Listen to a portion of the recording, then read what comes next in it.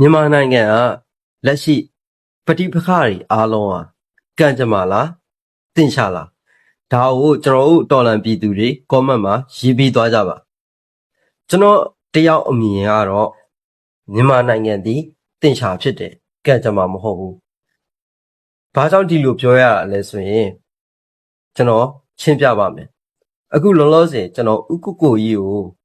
နှမျောတယ်သူဒီ88ကျောင်းသားကောင်းဆောင်ဖြစ်တယ်စစ်ကောင်စီကိုတော်လှန်ခဲ့တယ်ပြည်သူလူထုထောက်ခံမှုကိုရခဲ့တယ်ကျွန်တော်တို့လေးစားရတဲ့နိုင်ငံရေးကောင်းဆောင်ဖြစ်မြင်တွေ့ခဲ့ရတယ်အခုနောက်ပိုင်းမှာစစ်တပ်ရဲ့ရွေးကောက်ပွဲတွေဘာတွေမှာပြည်သူပါတီနဲ့အမည်နဲ့ပေါ့နော်ရွေးကောက်ပွဲရှင်းပြနေဒီရွေးကောက်ပွဲဒီကျွန်တော်တို့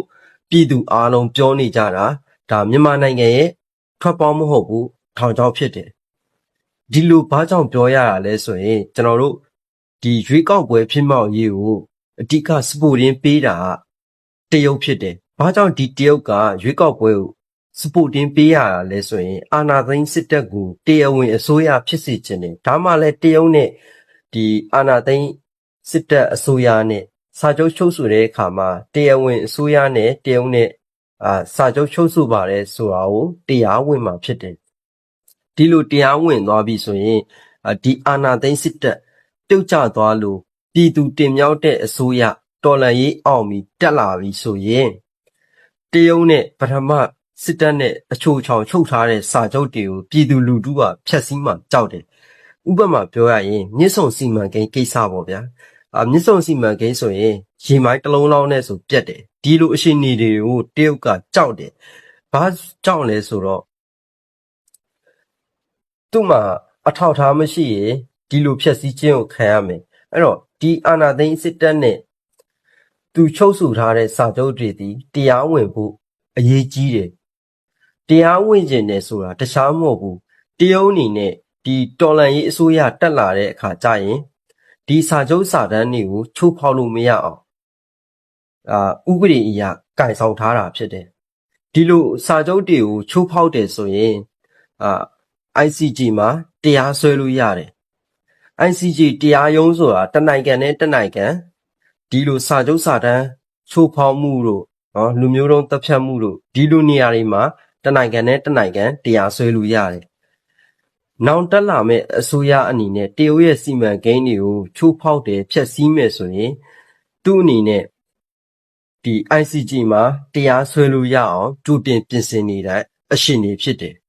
နောက်တစ်ခုကတရုတ်နဲ့နီးစပ်နေတဲ့အိမ်နီးနားချင်းမှနီးစပ်နေတဲ့ဒီတရုတ်လက်နက်ကိုင်အဖွဲ့အစည်းအချို့ကိုလည်းပြည်တွင်းစစ်မငြိမ်သက်အောင်ဖန်တီးမယ်တစ်ဖက်ကလည်းဒီ ICJ မှာတရားစွဲမဲ့အရှင်တွေကိုလှုပ်ဆောင်နေတာကိုကျွန်တော်တို့တွေ့ရတယ်တရုတ်ဆိုတာမြန်မာနိုင်ငံအတွက်ဗျာနှစ်ပေါင်းရာနဲ့ရှိစစ်ပွဲဖြစ်နေအောင်သူဖန်တီးကျင့်နေတာဖြစ်တယ်အဓိကရည်ရွယ်ချက်ကတော့ကျွန်တော်တို့မြန်မာနိုင်ငံရဲ့တယံဇာတာတွေကိုသူ့နောက်မှာလွယ်ထားတဲ့ကြိုးဘုံအိတ်တစ်ခွဲသဘောထားပြီးတော့လူတလူနှိုက်ယူသုံးဆွဲခြင်းတဲ့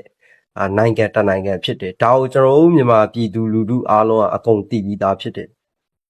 နော်အခုတော်လန်ရေးအစိုးရတက်လာပြီဆိုရင်ဒီအလုပ်တွေကိုသူလုပ်လို့ရမှာမဟုတ်ဘူးနော်လုပ်လို့ရအောင်ဒီအခုလက်ရှိအာဏာသိမ်းအစိုးရကို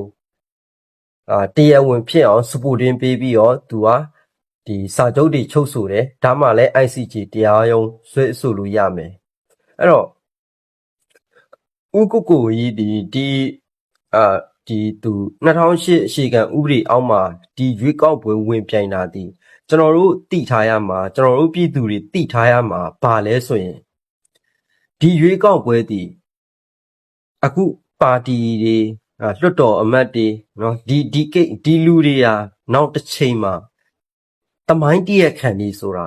ကျွန်တော်တို့အခုတည်းကကြိုပြီးသိထားရမှာဒါကြောင့်ကျွန်တော်တို့မြန်မာပြည်သူလူထုဟာဒီရွေးကောက်ပွဲတီထွက်ပေါက်မဟုတ်ဘူးထောင်ချောက်ဖြစ်တယ်ဆိုတာကိုကျွန်တော်တို့